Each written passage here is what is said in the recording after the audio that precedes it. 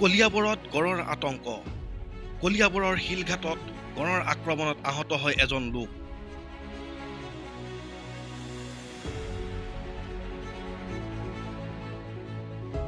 পেট আৰু ভৰিত গুৰুতৰভাৱে আঘাতপ্ৰাপ্ত হয় লক্ষণ চৌধুৰী নামৰ লোকজন।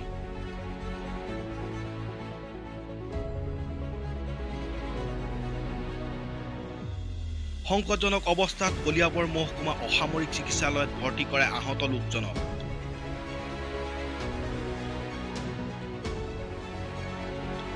পৰৱৰ্তী সময়ত উন্নত চিকিৎসাৰ বাবে TMCHলৈ প্ৰেৰণ কৰা হয় লোকজনক।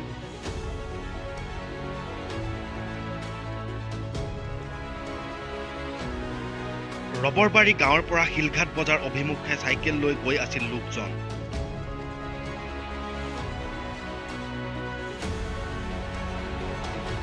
পথৰ দাঁতিত ঘাঁহ খাই থকা গড়টোৱে হঠাৎ আক্ৰমণ কৰে লক্ষণ চৌধুৰী।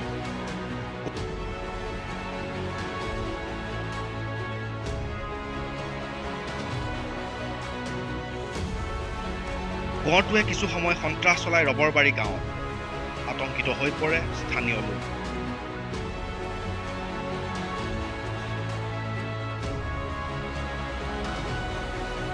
ঘটনাস্থলীত বন বিভাগৰ লোক উপস্থিত হৈ পাহাৰলৈ খেদি পঠায় গড়টো।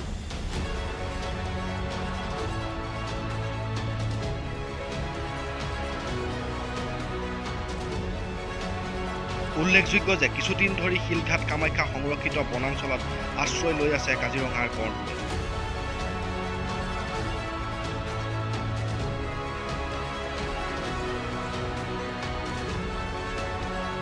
চাহ বাগিচা আৰু পাহাৰৰ নামনিত পায়ে গড়টোৱে বিচৰণ কৰা পৰিলক্ষিত হৈছে।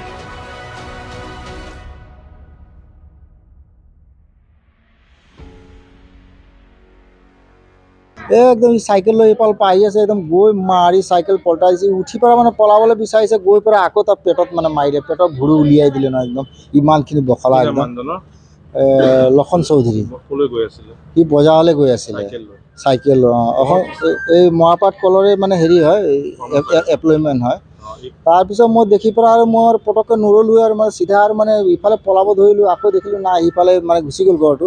তাৰপিছত আকৌ উভতি একদম আকৌ মই চিধা মিললৈ গ'লোঁ গাড়ী আনিবলৈ, বোলো মাটিটো বচাব লাগিব। গড়টো এতিয়া বৰ্তমান গম পাইছোঁ যে আমাৰ ঘৰৰ ওচৰত তাণ্ডৱ চলাই আছে। ৰঞ্জু দাস বুলি কয় ছোৱালী এজনী আছে, এতিয়া তাহাঁতৰ ৰাজু দাস বুলি, জিতেন দাস বুলি কয় বুঢ়াজনৰ, তেওঁলোকৰ ঘৰ। গড়টো আছে অলপ দিনৰ পৰা পিছফালে ঘূৰিয়ে থাকে, আমাৰ মেনেজাৰ ছাৰহঁতৰ ঘৰৰ পিছফালে এফালে মানে। Report Kaliabor news.